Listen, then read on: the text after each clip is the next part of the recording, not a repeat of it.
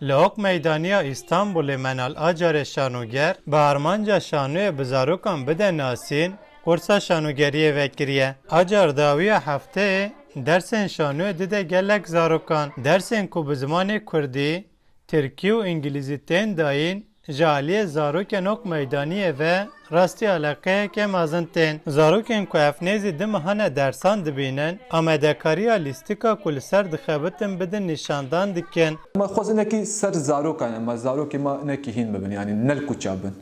بلا هنر هین ببین ما قال ما برانيجي مجبوره تسبيكل اجى احتياجا بازاروك جاي حتى يرو شامل نحتي اوخ ميدانه يعني ام خوازن ويليست كي ام ليست كي شغل دارخن بازاروك افزاروك بريزن ام بيدناو ادا ام اسطنبول بگرن هر وها آجار دبردام آخافتنا خود گود کو ددما قرصه ده زاروکان برتکن گلک ارنی گرسینه باور كمل استكن حادثه دارخن يعني كردي ام خوازن دارخن زاروك ما زيدانه كي كرديا و كيما چن حب اوسد دجوارت ده هنا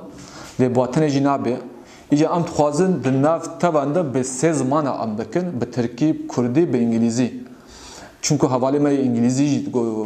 haberdin peyvin ajname dahana دیسا شاگرتا بناوی هیویدار چلیکا 13 سالی جه دیار دیکه کو جه شانه و دانسه پرهز دیکه اوه جه وها گوت 2 aydır ben geliyorum. Evdime he estem ve kursi u feri gelek tiştanbum. Em be hevalin xoye u mamosteyin xwera pir kêf xweşin. Em ê di dawiya kursê da lîstikekî şanoyê amade bikin. Armanca me lîstikekî bi navê Şeng û Pengê bi Kurdî amade kirine. Ew ê şanoyek bo zarokan ya pir bi kêfxweşî çê bibe.